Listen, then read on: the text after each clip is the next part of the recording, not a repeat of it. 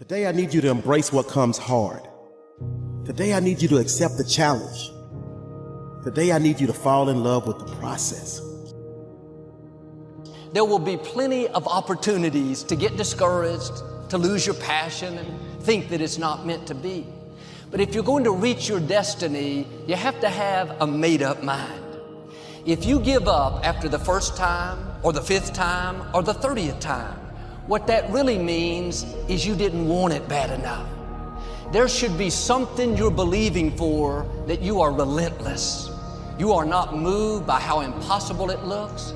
You're not discouraged by how long it's taking. You don't give up because people told you no. Your attitude is, if I have to believe my whole life, I am not going to stop believing.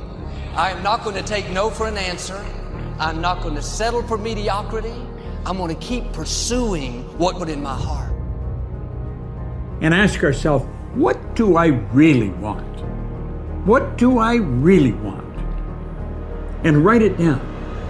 Writing causes thinking. Thinking creates an image. And you get these images going, you're building a vision in your mind. It's the visionaries that's changed the world. Think of that. But what keeps that competitive edge, what keeps you on top, is the ability to think and prepare mentally over and over and over again. The body has limitations, the mind does not. We focus so much on what goes on from the neck down that we forget it all starts from here. Everything starts from there. If you're not mentally ready, you're never really physically prepared. And that's where the preparation starts. What would your life be like as you look toward the future if you decided, I'm not going to allow my fears to stop me? And I'm saying to you, whatever you got to do it, because if you don't, life is going to whoop you until you surrender. So when you're young and you make mistakes, don't let them eat you up. Because everybody that done made it, done made them. You got to fail in order to win. Hey, look, man, to understand how to hit the game-winning shot, you got to miss the game-winning shot. You know, you got to be tough, because the road to success is always under construction. It's never a clear path to success. The people who become successful are the people who have a relentless attitude. And you just got to hang in there through the bad breaks, because the bad breaks is coming, but they usually come right before the big break is about to happen.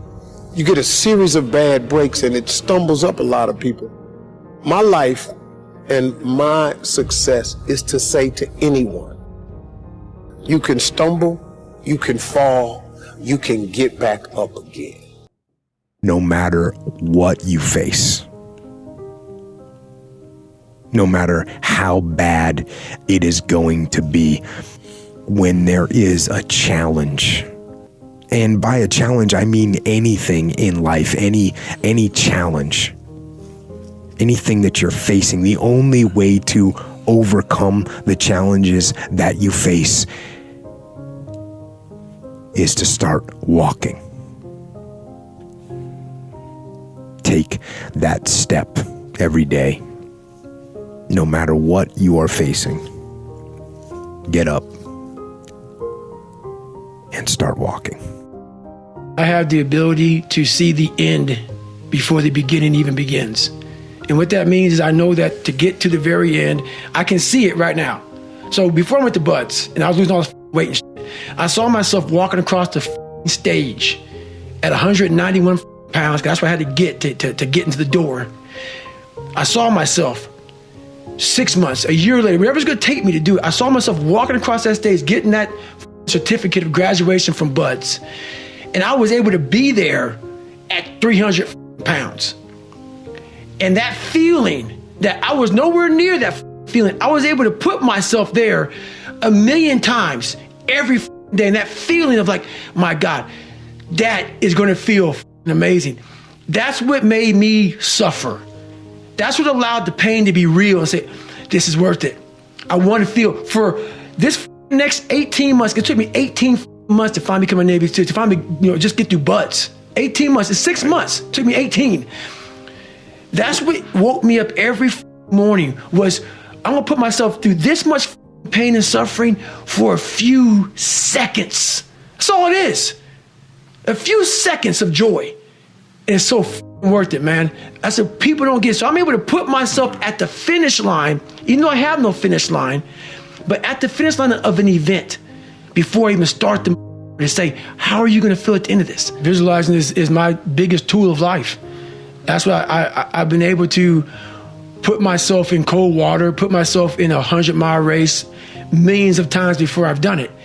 And I'm able to go through the race and see how I'm going to feel at mile 50, almost to the exact feeling. Right. So when it comes up, it's no surprise. It's no surprise. I've already done this a million times. I recommended the last time I was here, the little book, Richest Man in Babylon, and I said, I've lectured now to over 3 million people. Guess how many have actually gone and got this little book? Answer, very few. My best guess is 10%. Such an easy thing to do. This little book, number one, is easy to find. Number two, it's easy to buy. The most you can pay for it, $6, $7, $8. You can borrow that from your kids. But if it's easy to find and easy to buy, and if it's easy to read, why wouldn't everybody go get it? We don't know. I don't know. Nobody knows. Here's how profound it is. Some do and some don't. Now here's the numbers. About 10% do. We don't know the mystery of that. And I'm telling you, 10 years from now, those numbers will still be the same. The numbers don't change. Only the faces change. I used to belong to the 90% who couldn't be bothered even if it was easy. How many people have a library card? Answer, 3%. 97% couldn't be bothered. Guy specializes in happy hour, but he doesn't have a card. And now readily and quickly blames the government and blames his company and blames the pay scale.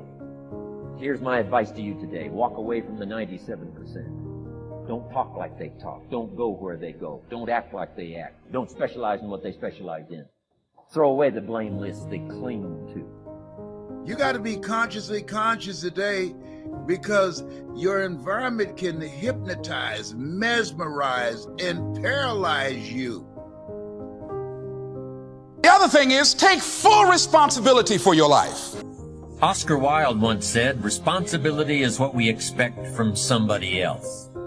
This is very true. Most people dread accepting responsibility. That's just a fact of life, and we can see it in operation every day. We can see ourselves getting hot under the collar when the dentist keeps us waiting, and we're sitting there reading old magazines when our appointment was 30 minutes ago. And we don't stop to think that we forgot to mail in this month's mortgage payment. We can see ourselves growing angrier and angrier because a business contact is supposed to call at noon, and here it is almost 2 o'clock, and the phone still refuses to ring. But we don't stop to think about the calls we ourselves have forgotten to return while we've been so busy fuming. We can see ourselves writing an angry letter to the airline because a flight was delayed, but we don't write an angry letter to ourselves when we're late for something, even though that might not be a bad idea at all. Yes, we can see avoidance of responsibility all the time in both our personal and professional lives. And here's something else we can see just as often. We can see that most people aren't as successful as they wish they were. Do you see there's a connection between these two very common phenomena? I certainly do, and by the end of this session, I hope you'll agree with me. I hope you'll understand that it's in your best interests to take responsibility for everything you do. But that's only the beginning.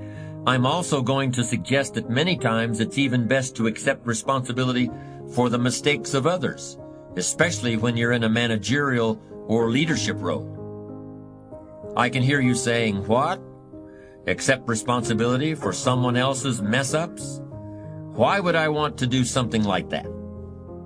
Well, that's a fair enough question, and over the next few minutes, I'll try to answer it. One of my weak points in my personal life is I don't like technical stuff. So even though I have to be on Twitter and Instagram and Facebook, I don't care for that. So guess what? I find somebody who loves to do that. You know, I find somebody who has a strength where I have a weakness, and I partner with them. All you're trying to do is get to the goal. No one gets there by themselves. Everybody needs help. Now, when you know what you got going for you, be confident, not cocky. Managing your strengths, knowing what they are, and don't let nobody talk you out of it. And that gets you fight ready. You get fight ready like that. You got to know you. Helps you develop your skills. All the while, you're developing your strength. You just got to keep developing the strength. Don't let anybody talk you up. At the same time, you must work on improving your weaknesses. So I've had to, in spite of myself, get on Instagram, get on Twitter, get on Facebook. I got to do the videos whether I want to or not, because the world is moving to social media. If I had as many followers as Kim Kardashian, I probably wouldn't even have to do this TV show. During the years when professional basketball was just beginning to become really popular, Bill Russell, who played center for the Boston Celtics, was one of the greatest players in the pro league. He was especially known for his rebounding and his defensive skills. But like a lot of very tall centers, Russell was never much of a free throw shooter. His free throw percentage was quite a bit below average, in fact. But this low percentage didn't really give a clear picture of Russell's ability as an athlete. And in one game, he gave a very convincing demonstration of this. It was the final game of a championship series between Boston and the Los Angeles Lakers. With about 12 seconds left to play, the Lakers were behind by 1 point, and Boston had the ball. It was obvious that the Lakers would have to foul one of Boston's players in order to get the ball back. And they chose to foul Bill Russell. This was a perfectly logical choice, since statistically, Russell was the worst free throw shooter on the court at that moment.